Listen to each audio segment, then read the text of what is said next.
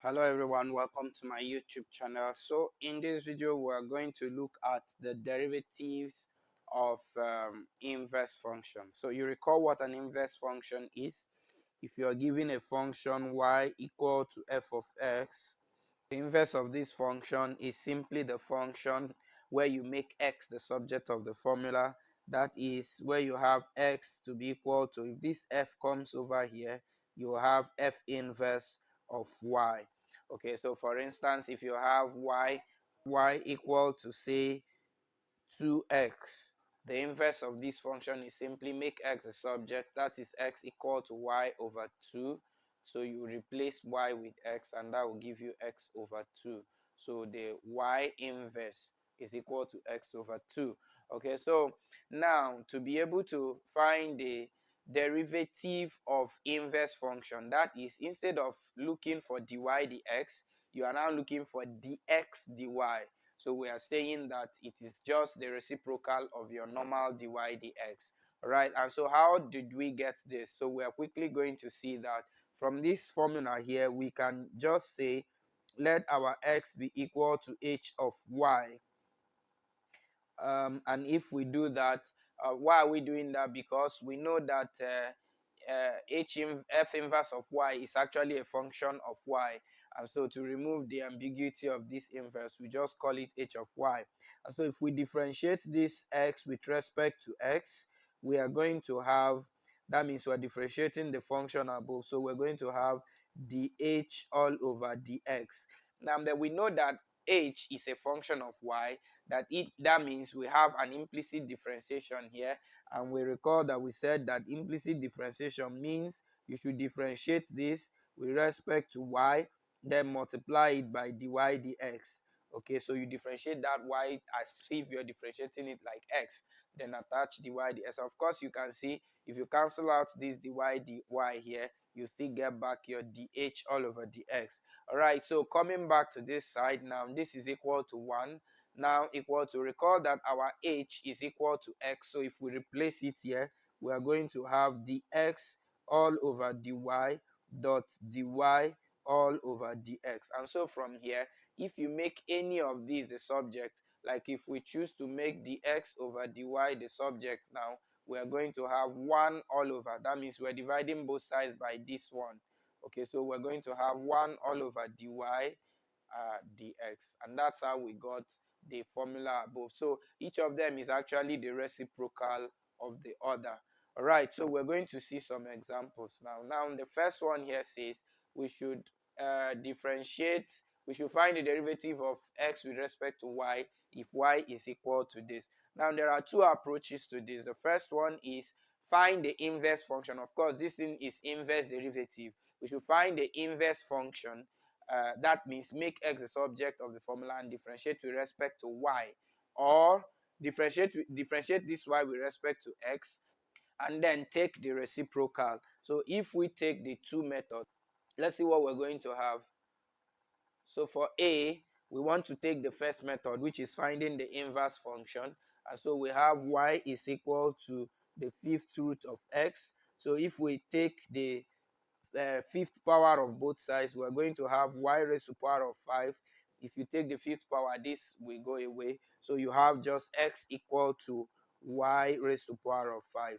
And so if you differentiate this with respect to x, with respect to y now, you are going to have 5y raised to power of 4. Okay, and so the next thing you need to do is to bring back the value of your x. Of course, it was given in x, so you should bring back your x here. Remember that this is equal to x raised to power of 1 over 5. And so if we replace x here, we are simply going to have 5. Our y is x raised to power 1 over 5 all raised to power of 4, and that is going to give us 5x raised to the power of 4 all over 5. All right, and so secondly, we're going to look at the second approach to see if the both of them will give us the same answer. So let us differentiate our y with respect to x and then take the reciprocal. So if we differentiate this y here with respect to x, we bring down the power 1 over 5, x raised to power that's 1 over 5 minus 1. And if you do that subtraction, you're going to have minus 4 all over 5. All right, and so our dx dy now will be equal to the reciprocal of dy dx, which is equal to 1 all over 1 over 5 x raised to the power of minus 4 over 5. Okay, so at this point, now if you take the reciprocal of 1 over 5, that means turning it upside down, you will have 5. If you take the reciprocal of x raised to the power of minus 4 over 5, the minus will go away, so you have x raised to the power of 4 all over 5. And this is exactly what you have here. So that means the two approaches are actually the same. And so let's look at the second example here. I am going to just take the first approach, and I will allow you to check the second one to see if they are the same. Okay, so here we want to take the first method, which is make x the subject. So we have y is equal to the fourth root of x minus 1. And if we take the fourth power of both sides, we'll have y raised to the power of 4 x minus 1, because that power will cancel here. And so here we are going to have take minus 1 to this side. So our x alone will be y raised to the power of 4 plus 1. And so if we differentiate x now with respect to y, we are going to have 4y raised to the power of 3. And if you differentiate 1, it will give you 0. So at this point, we'll now try to bring back our y. Now remember that y here is the same thing as x minus 1 all raised to the power of 1 all over 4. Okay, so if you bring that here, you're going to have 4 into x raised to power, x minus 1 raised to the power of 1 all over 4 all raised to the power of 3, which is your y cube here, and that's going to give us our final solution as 4 into x minus 1. If this comes over here, you will have 3 all over 4, and that's the solution. Kindly check with the second approach to see if you will get the same solution. Then we go to the example 3, which is the last example we're going to look at, and a very important part of this topic, to show us how to find the inverse function of trigonometric ratios. So since we know the the derivative of sine x, what is the derivative of sine inverse of x? That's what we want to see here. Okay, so what do? Our y is equal to the sine inverse of x. And so from here we can get we follow the approach, which is make x the subject. That means take the sine of both sides. So you will have sine y. If you take this to this side, it will give you sine y, and then you have only x here. All right, so we want to now differentiate x with respect to y. So if we differentiate x here with respect to y, what are we going to have? The cos of y, because the derivative of sine is cos. All right, now but remember we are looking for dy dx, and so what are we going to have here? If we take our dy dx, that's going to give us the reciprocal of this, which is 1 all over cos y. All right, so this is actually supposed to be our solution, but it is in y. So we need to bring back x into this function. So what do we need to do? Our cosine is actually related to sine, and it is only sine that is related to x in what we have here.